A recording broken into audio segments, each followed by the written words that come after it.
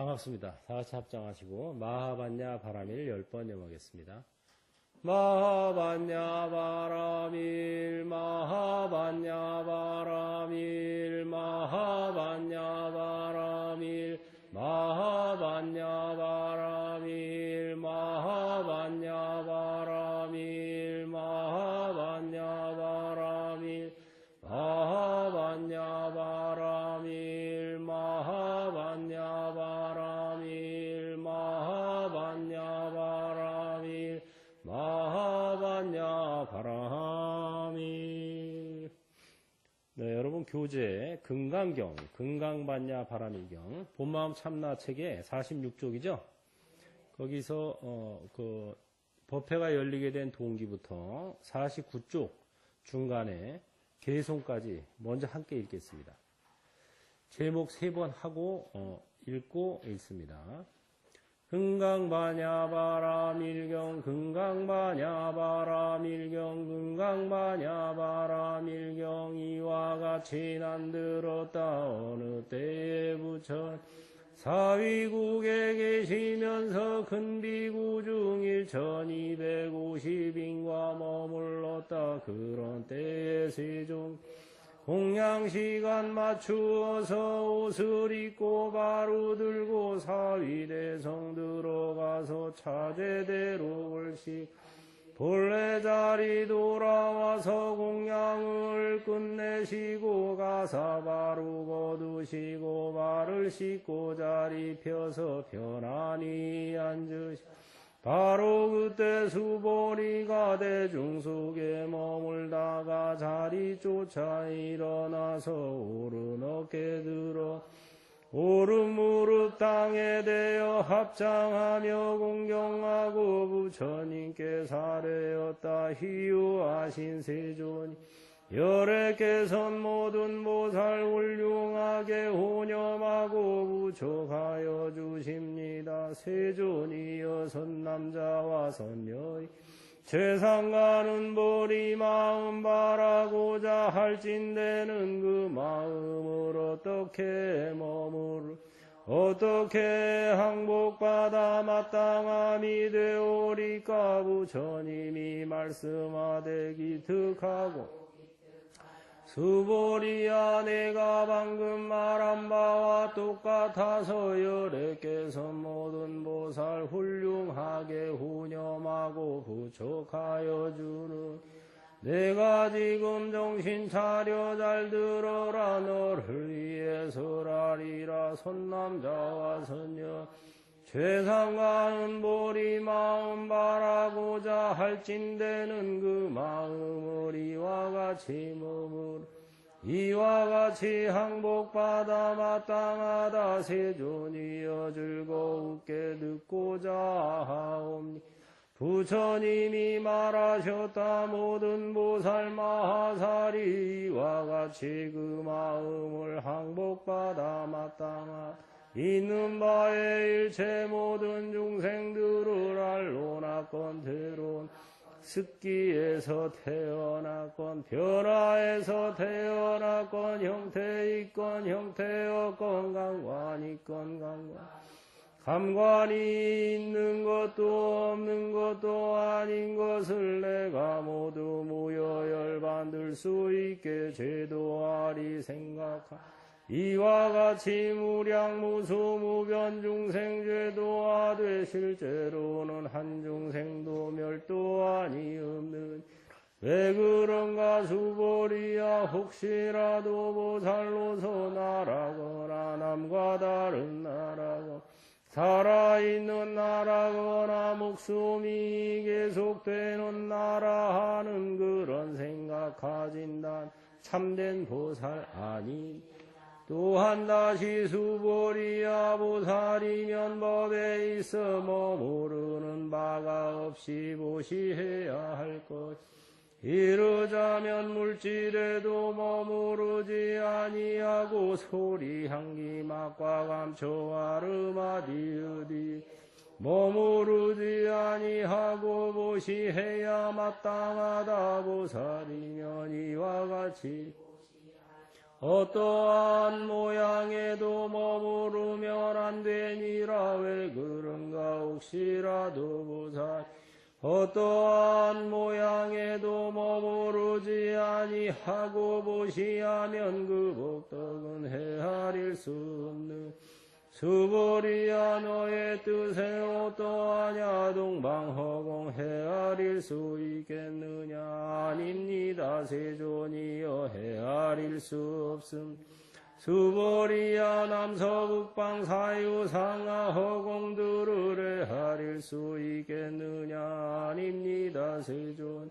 수보리야. 보살이 일체 상에 머무르지 아니하고 보시하면 그 복덕도 이와 헤아릴 수 없느니라. 수보리야. 보살이면 남한응당 이와 같이 머물러야 하는 수보리야. 너의 뜻에 어떠하냐. 몸뚱이의 영상으로 열해볼 수 있겠느냐. 아닙니다. 세존. 몸뚱이의 영상으로 열해볼 수 없습니다. 왜냐하면 열해께서 설하심 몸뚱이의 영상이란 몸뚱이의 영상이라 말할 수가 없습니다. 부처님이 설하 무릇 영상 있는 것은 한결같이 허망하다. 서른둘의 겉모습이 열애 아니만다. 열애 또한 볼 수 있다. 원이차 공덕 보급어 일체 아등여 중생 당생극락구 동견무량수 개공 성불도. 네. 잘 읽었습니다. 금강경은 이 독송들을 많이 하는데 한문으로 독송하면 뜻이 좀 안 들어오고 한글로 독송하면 운이 안 맞아요. 단체로 합송할 때. 그래서 제가 고심 끝에 만들어낸 게 넉자백이 금강경이에요. 넉자 3, 4조, 4, 4조 단위로 한글 번역을 해서 함께 합송하기 좋게 그리고 이제 뜻도 잘 들어오게 이렇게 만든 겁니다. 이게 고심 끝에 역작이죠. 한때 금강경 마스터 과정이라는 과정을 만들어서 제가 국사함에 있을 때부터 금강경을 독송하고 수지 독송하고 또 이제 해설하고 또 뭐 같이 실천하는 그런 그 이제 것들을 함께 했었죠. 그러다가 이제 좀 다른 경전도 좀 해야 되겠다 싶어서 그동안 이제 쭉 한 10년간을 다른 경전 위주로 하다 보니까 그동안에 금강경은 안 했는데 이번에 이제 다시 한번 금강경을 돌아보는 시간을 갖게 됐습니다. 그래서 금강경이 사실 그렇게 긴 경전이 아닌데 양나라 때 그 무제의 맏아들인 소명태자라고 있었어요. 소명태자가 이걸 32분과로 나눠놨어요. 금강경을 뭐 부처님이 설하신 때부터 이렇게 32단락으로 나눠져 있던 게 아니에요. 부처님은 그냥 쭉 설하신 거고, 그거를 이제 후대 사람들이 이해하기 좋으라고, 소명태자가 32분과, 법회인유분, 뭐 선형기청분, 이런 식으로 나눠 놓은 거예요. 그래서 이제 세부적인 이해를 하기 좋게 만들었습니다. 그래서 이해하기가 좋긴 했는데, 너무 나눠놨어. 이 짧은 경전을 32토막을 내니까 사람들이 토막토막 공부를 하다 보니까 전체적인 흐름을 잃어버렸어요. 그렇게 될 우려가 있죠. 다시 말해서 숲을 보고 나무를 봐야 되는데 나무만 보다 보니까 숲을 못 보는 그런 또 좀 부작용이 있을 수 있습니다. 그래서 제가 이번에 금강경 특강을 하면서 전에부터 느꼈던 32분과는 너무 많다. 이거를 새로 분과를 내야 된다 하고 제가 생각해서 이번 나트랑 가서 강의 준비하면서 쭉 보면서 보니까 7분과로 나누면 되는 거야. 이것은 7단락만 내면은 딱 내용이 들어오는 거지 32단락을 내버리면은 외우지도 못해. 32분과 이름이나 기억해요? 이름도 기억 못해요. 너무 많이 나눠놔서. 그래서 제가 이번에 과목을 새로 쳤습니다. 원래 강사들이 하는 일이 과목을 치는 거예요. 과목을 새로 쳐가지고 사람들이 이해하기 좋게 만들어주는 게 강사가 할 일이에요. 유마경도 제가 이번에 가서 A4 용지 한 장에 딱 정리했어요. 유마경을 정리해보니까 3막 15장으로 딱 정리가 돼요.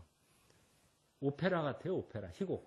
그래서 1막은 안바빨리 동산에서 시작이 되고, 2막은 유마거사의 방, 3막은 다시 안바빨리 동산. 이렇게 크게 3막. 그 다음에 각 장을 또 나눠보니까 통틀어서 15장. 3막 15장으로서 A4 용지 한 장에 제가 딱 정리를 했어요. 다음에 이제 유마경 강의할 때 그거 딱 보여주면은 여러분들이 이제 유마경의 전체적인 내용이 한 장에 싹 들어와요. 저는 무슨 경전을 하든 능언경을 하든 뭐 무슨 경을 하든 그 경전의 전반적인 개요를 A4 용지 한 장에 정리를 해야 된다. 그래야 이게 탁 들어온다. 이렇게 얘기하는 거예요. 그래서 금강경도 제가 A4 용지 한 장에 정리를 했습니다. 나눠드렸죠? 금강경 특강 요지. 수보리가 7번 묻고 세종께서 답하시다. 이게 바로 금강경의 7분과로 나눈 제가 근거입니다. 제가 이걸 어떻게 나눠야 되나 하고 내용을 쭉 다시 세밀히 보다 보니까 수보리가 질문을 하고 부처님이 답변을 하시는 거예요. 근데 수보리가 질문이 몇 번이냐면 7번이에요. 수보리가 7번 질문한 거에 대해서 부처님께서 답변해 주신 게 바로 금강경입니다. 수보리와 부처님과의 대화예요, 금강경은. 그래서 거기 보면은 1번 하고 검은 글씨 나온 것은 이제 수보리의 질문이고 그 밑에 거는 부처님의 답변이에요. 이걸 우리가 재현하겠습니다. 여기가 지금 이제 금강경을 설한 곳이라고 생각하고 여러분들이 수보리예요. 예? 제가 세존이라고 치고 여러분들이 1번 질문을 저한테 하시는 거예요. 같이. 자, 1번.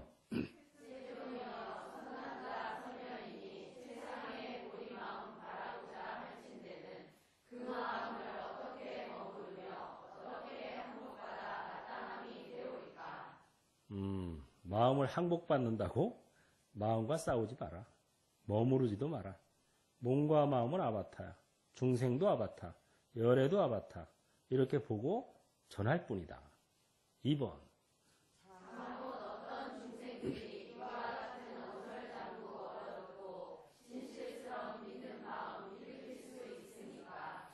있기는 하겠지만 사실상 중생이랄 것도 없고 얻을 것도 없다.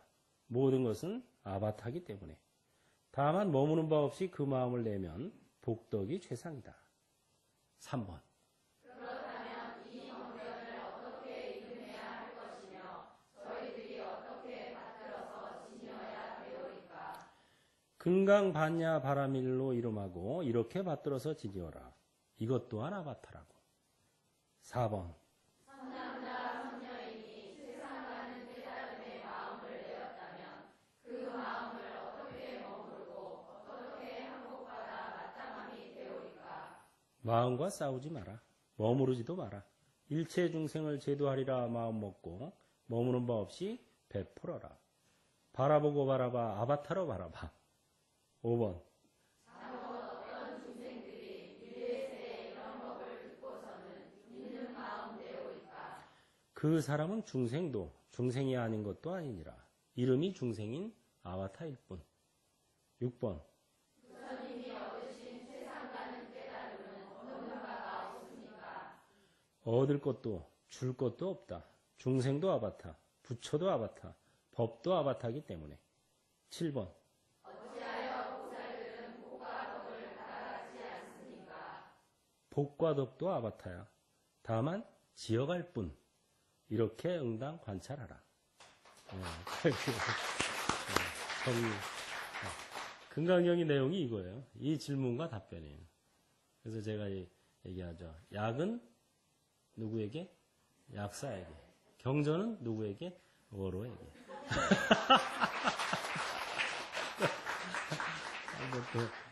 한번 웃자고 했습니다. 약은 약사에게, 경전은 어로에게.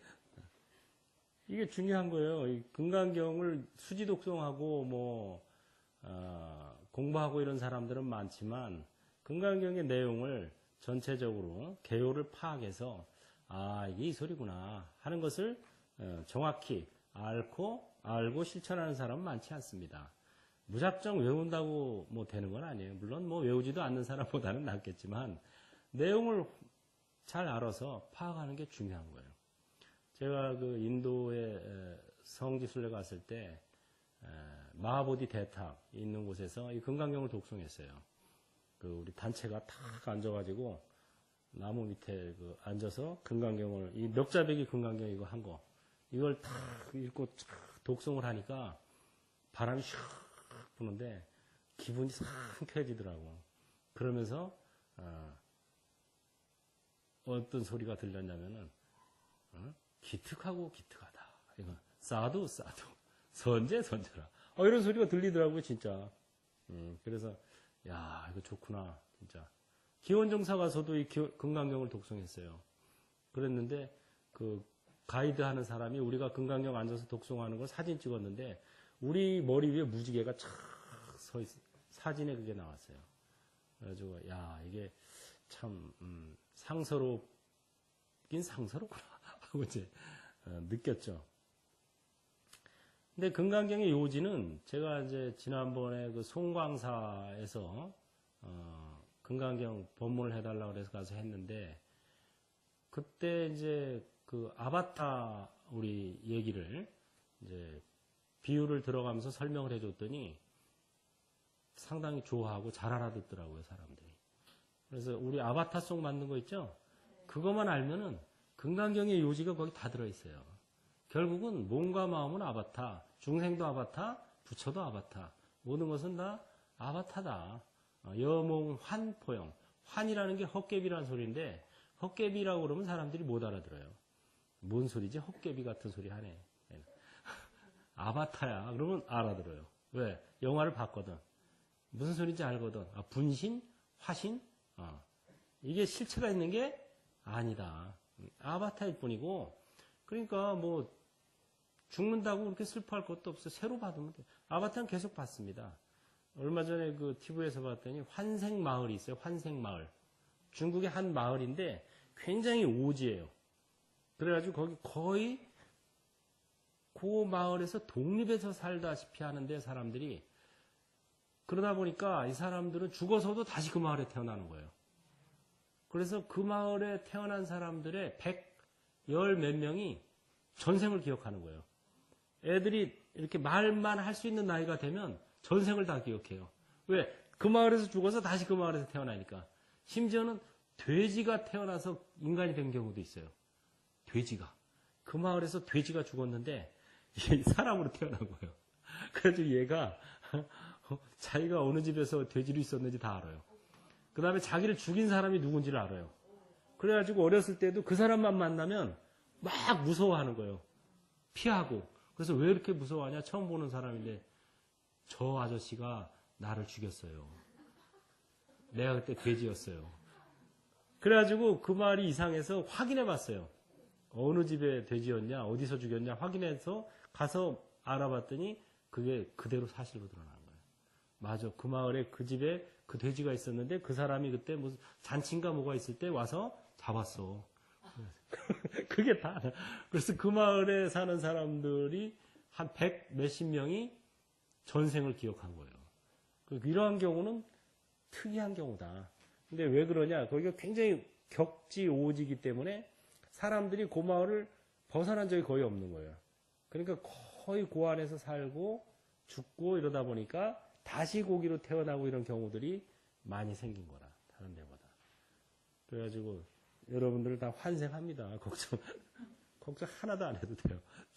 우리가 죽음에 대해서 굉장히 공포를 갖거나 죽으면은 뭐 아이고 어쩌나 이렇게 뭐 슬퍼하고 이러는데 다 다시 태어나요. 걱정 마세요.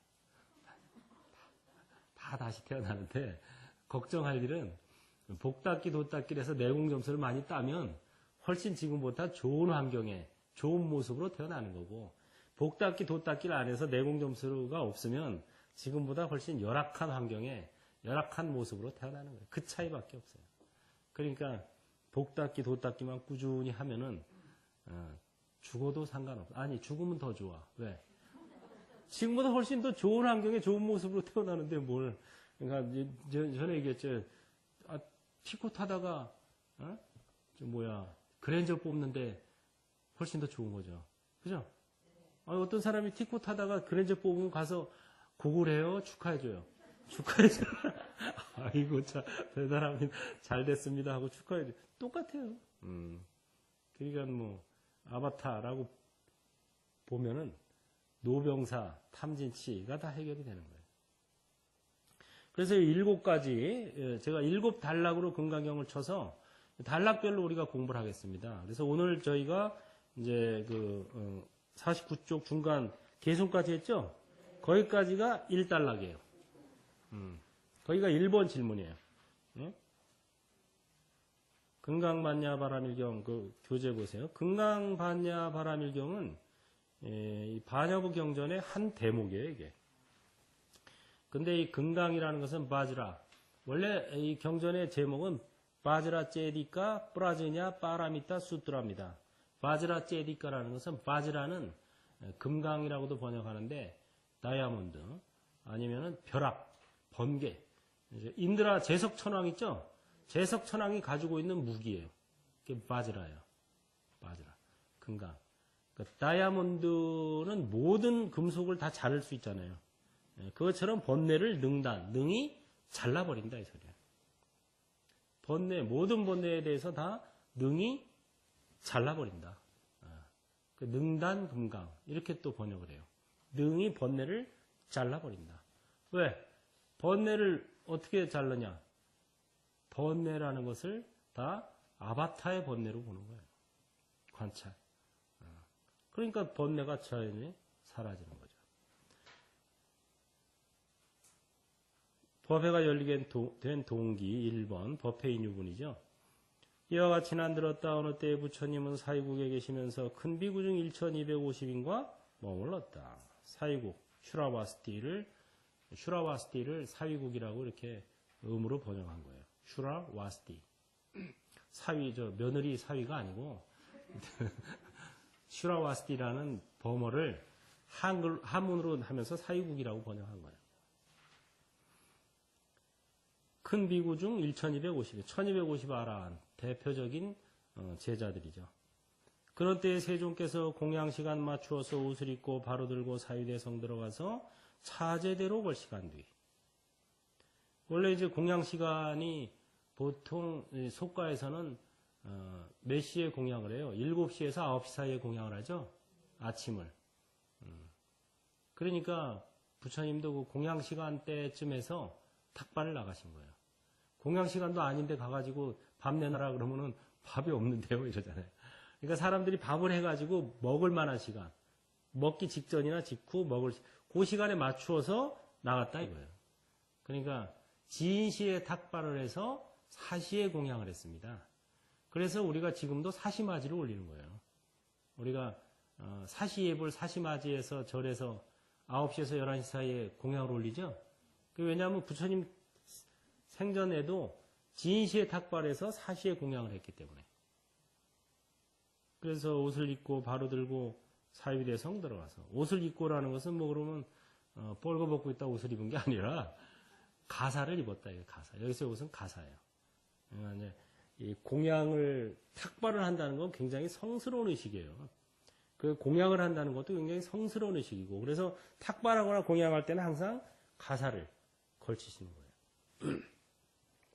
바루를 직접 들고 사위대성 슈라와스티 사위대성 들어가서 차제대로 걸시간 뒤. 이제 차제걸이라는 것은 탁발을 한 집에서 시작하면 그 집에서 7집을 걸시가는 걸 차제걸이라고 그래요.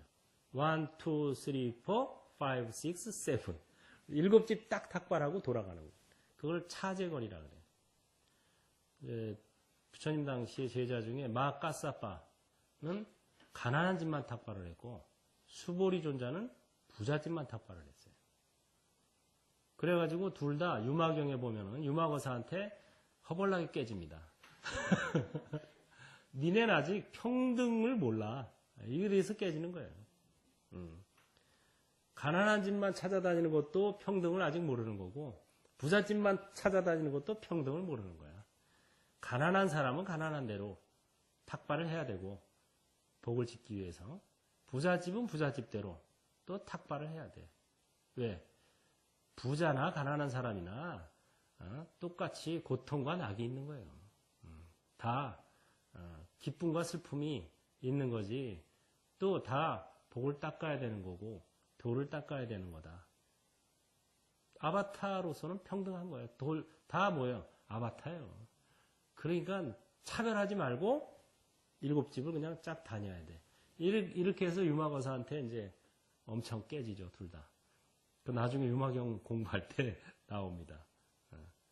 그래서 결국은 가난한 집, 부잣집을 가리지 않고 차례대로 그냥 나아가는 거. 그걸 차제대로 걸시겠다는 거예요. 우리 아바타송에도 나오잖아요. 실패해도 괜찮아 아바타, 성공해도 별거 아니야 아바타. 성공하면은 굉장히 행복해질 것 같죠? 그렇지도 않아요.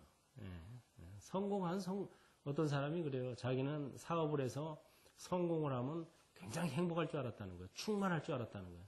근데 왜 남들이 보기에는 돈도 수십억 벌고 사업 자기 분야에서 또 성공도 하고 이랬는데도 마음이 헛헛하다는 거예요. 그래가지고 성공한다고 마음이 행복해지느냐? 그건 아니에요. 뭐 일시적인 기쁨은 느낄 수 있겠지만 도 닦기 복 닦기를 안 하면 충만해질 수가 없습니다. 사회적인 성공, 이것은 일시적인 기쁨을 줄 뿐이지 궁극적 행복을 줄 수는 없어요. 본래 자리 돌아와서 공양을 끝내시고 가사 바르고 얻으시고 발을 씻고 자리 펴서 편안히 앉으셨다. 금강경의 특징이 일본에 잘 나타나 있죠. 아니 뭐 경전에 무슨 뭐 걸식하고 뭐 옷 입고 뭐 공양하고 가사 바루를 벗고 뭐 발 씻고, 발 씻는 얘기는 왜 나오나? 자리 펴서 편안히 앉으셨다. 이런 얘기가 쫙 나오니까 심지어 어떤 사람은 그런 경우도 있어요. 아니 이거는 그냥 금강경에서 걷어내도 되지 않아요? 뭐 그 내용이 중요한 내용이 아닌 것 같다 이거예요. 근데 사실은 이게 가장 중요한 내용이다 이거예요. 여기서 금강경은 설에 마친 거예요. 편안히 앉으셨다 해서 끝난 거예요. 편안히 앉으셨다. 거기서 끝나야 되는데 수보리가 엄한 질문을 한 거야. 편치 않은 거야, 수보리가 마음이. 편치 않으니까 질문한 거예요. 여러분 마음이 궁극적 안심, 편안함에 있으면 뭐 의문이 없죠? 뭐 하고 싶은 게 없죠? 할 거가 없어요. 딱 거기서 끝난 거예요, 그냥. 근데 수보리가 문득 대중 속에 머물다가 자리 쫓아 일어나서 오른 어깨 드러내고 오른 무릎 땅에 대어 합장하며 공경하고 부처님께 사례였다. 수보리가 한 생각 일으킨 겁니다, 이게. 한 생각 팍 일으켜가지고, 이 수보리는 이제 뭐 해공제일, 공을 이해하는데 첫째다. 이런 이제 별명이 있죠. 근데 그런 별명을 얻게 된 동기는 부처님께서 신통력을 보여주시고 쌍신변의 기적을 보여주셨어요. 부처님께서 원래 신통을 보여주지 마라 이렇게 제자들에게 엄명을 내렸습니다. 왜냐하면 저기 계신 저 빈드로존자, 나반존자 있죠? 나반존자가 빈드로존자예요. 빈드로존자가 어느 날 목련존자하고 탁발을 갔다 오는데 시장을 지나게 됐어요. 큰 시장통 한가운데에 긴 장대를 세워놓고 그 위에다가 전단향나무로 만든 목바루를 걸어놓은 거예요. 멋있지? 전단향나무 바루 얼마나 그 밥 먹을 때 맛있겠어요. 향 냄새가 팍 날 거 아니야. 최고의 그 가치 있는 목바루를 걸어놓고 신통력 있는 사람이 가져가라 이런 거예요. 이 나무에 손을 대거나 뭐 일체 건드리지 말고 공중을 나르는 신통력.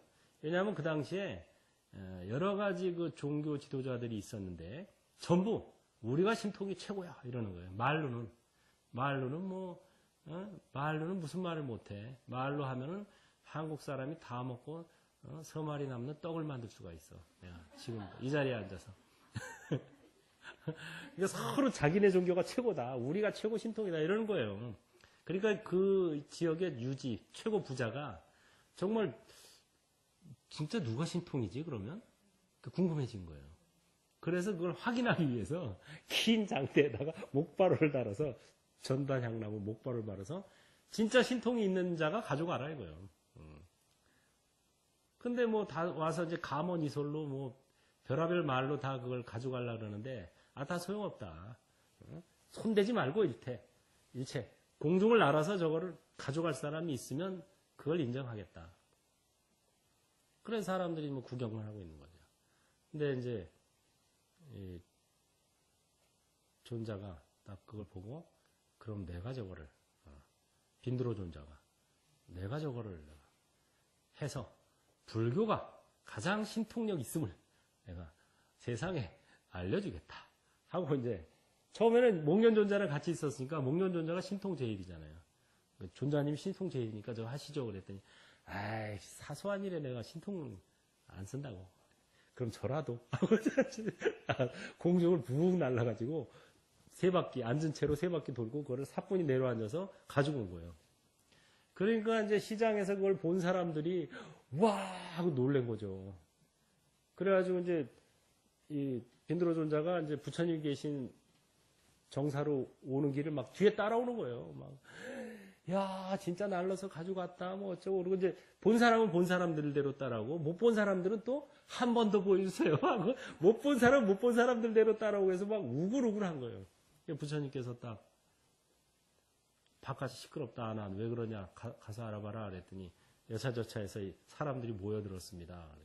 그때 이제 빈드로 존자한테 빈드로 존자를 비롯한 제자들에게 일체 사람들에게 신통력을 보여서는 안 된다 하고 이제 공표를 합니다.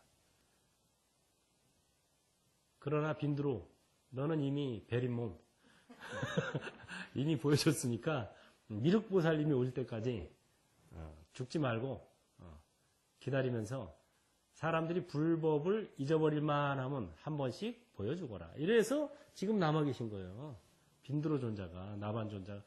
그래서 신통력을 보여주는 것을 공식적으로 인정받은 분. 저분이 부처님한테. 그래서 우리가 정초에 나반 존자, 나한기도 하는 거예요.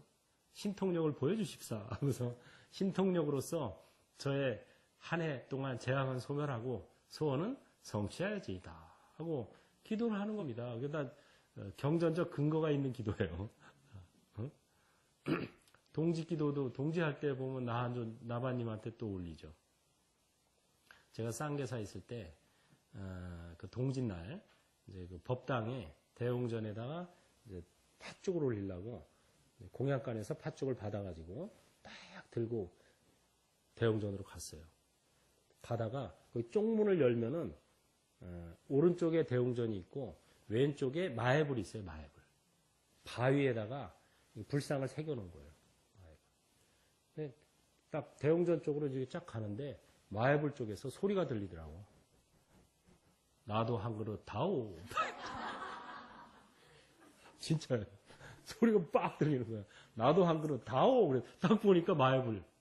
근데 거기 팥죽이 안 올려진 거야. 야외에 있으니까 사람들이 무심히 그냥 안 올렸나 봐요. 그동안. 그래가지고 내가 알겠습니다 하고 먼저 대웅전 갖다 올리고 공양간 가서 한 그릇 더 받아서 갖다 올렸어요. 그 소리가 지금도 생생해요. 나도 한 그릇 다오. 그래서 우리 동짓날에는 다 올려야 돼요. 팥죽. 우리 1층에도 올리고 3층에도 올리고 내가 다 올리라고 그랬어요. 팥죽은. 과일이랑 떡은 뭐 한 군데만 놔도 되는데 팥죽은 안 올려놓으면 뭐라 그런다고? 나도 한 그릇 다오. 네, 이천도량에도 다 올리라고 그랬어요. 자, 아침에 일찍. 원래 아침에 일찍 올립니다. 동짓날 팥죽 올리는 것도 굉장히 좋아요. 우리 이번 동짓 며칠 안 남았죠? 동짓날 와서 팥죽 올리고 가피 받아가세요. 그래 이런 먹는 얘기 굉장히 중요한 얘기죠. 발 씻는 얘기, 앉은 얘기. 그래서 여기서 법문을 설에 마쳤는데 수보리가 한 생각 일으켰다. 뭐 하다가 팥죽 얘기가 나온 거야? 수보리 얘기하다가 나온 것 같은데 해공제일. 너무 밑에부터 얘기를 했구나. 고구마 줄기 캐듯이. 신통력을 보인 얘기했죠? 그래 놓으니까 이제 외도들이, 부처님이 신통력을 보여주지 말라 그랬대. 그러니까는 그 소리를 듣고, 우리 신통력 겨루자! 하고 이제 또 오히려 저거가 온 거예요. 도전이 온 거예요. 외도들이. 이렇게 우리가 아무리 해도 저기서 겨루지 못한다는 걸 알고. 그랬는데 부처님께서 알았다 겨루자 이러신 거예요. 그러니까 외도들이 아니 거기 신통력 보여주지 말라 그랬다며. 제자들한테 말라 그랬고 나는 해도 돼. 부처님이 직접 나는. 그래서 유명한 망고나무 숲에서 쌍신변의 기적을 보여주십니다. 부처님께서 외도들의 그 신통력 겨루기에 대해서 직접 응답하신 거예요. 내가 보여주지 말라 그런 건 제자들한테 보여주지 말란 그러지 내가 보여주지 않겠다는 건 아니야. 한번 붙자. 그러니까 이놈들이 겁이 나가지고 망고나무 숲에서 붙자 그랬어요. 그랬더니 이놈들이 미리 망고나무를 다 잘라 없애버린 거야. 망고나무 숲을 없애버렸어. 그런데 부처님이 가서요. 망고나무 씨앗을 하나 딱 심으니까 망고나무 숲이 다시 살아났어요. 쫙 옛날처럼 신통력으로. 그 다음에 쌍신변의 기적. 한쪽에는 물을 한쪽에는 불을 뿜는 쌍신변의 기적을 보여주시고 나서 도리천에 올라가십니다.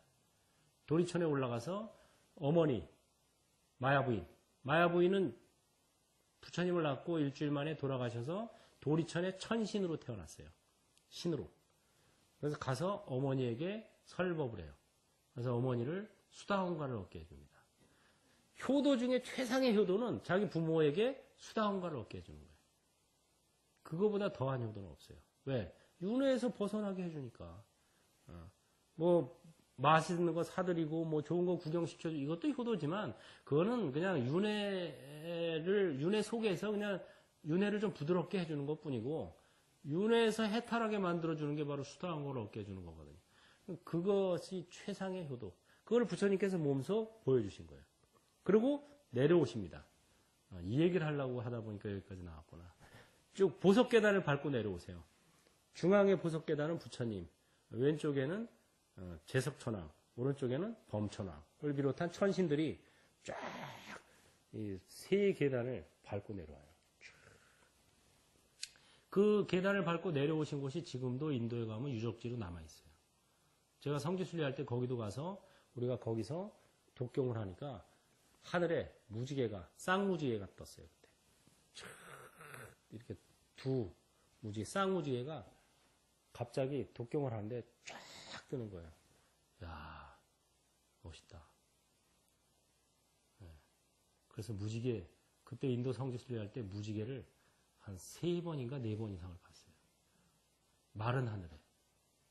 비가 와서, 비가 오고 뭐 이래서 무지개가 생기는 게 아니라 마른 하늘에 무지개.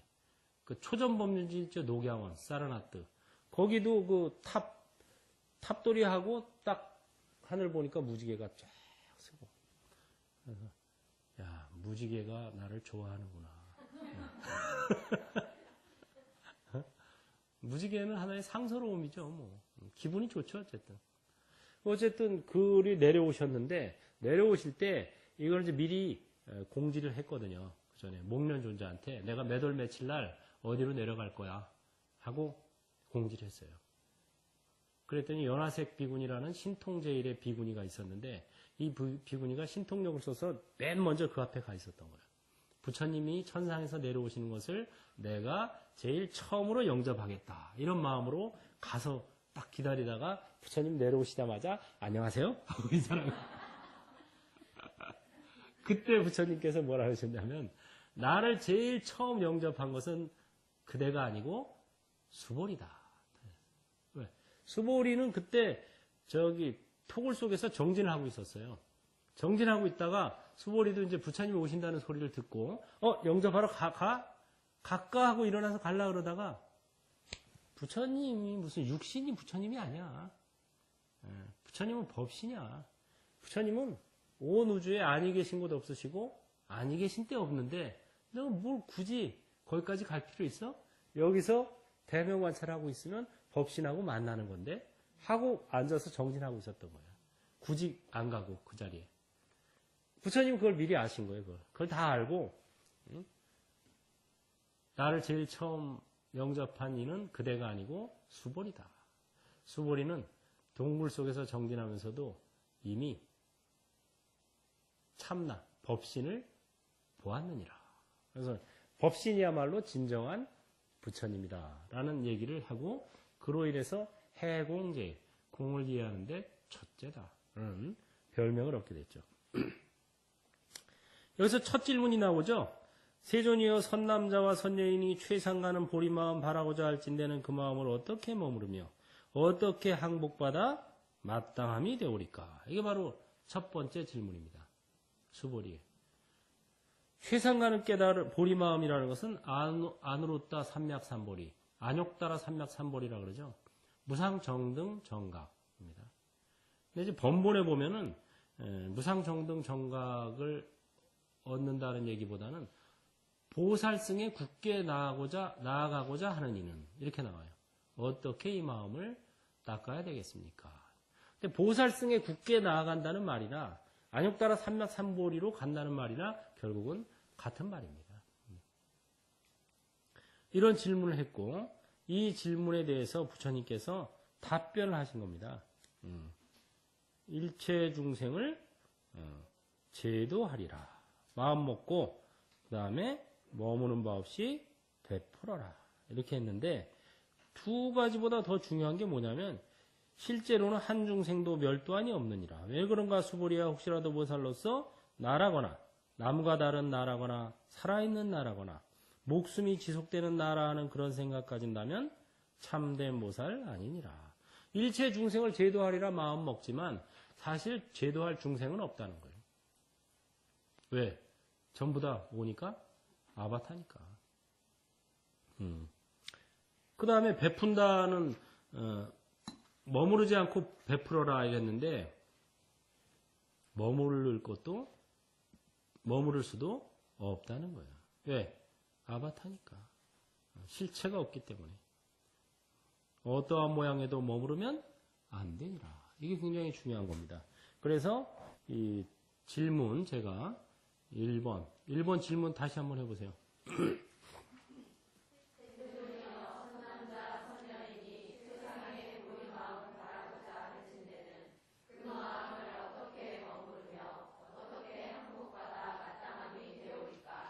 마음을 항복받는다고 마음과 싸우지 마라. 머무르지도 마라.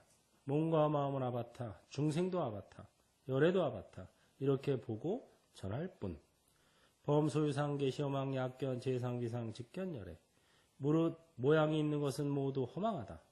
만약에 32상과 32상 아님을 본다면 곧 열애를 보리라.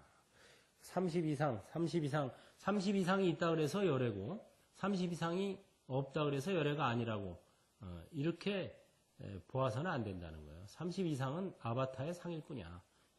진정한 열애는 법신이에요. 몸과 마음은 아바타. 관찰자가 진짜 나. 이 소리입니다. 바로 이게. 몸과 마음은 아바타. 관찰자가 진짜 나. 이렇게 봐야 된다 이 소리예요.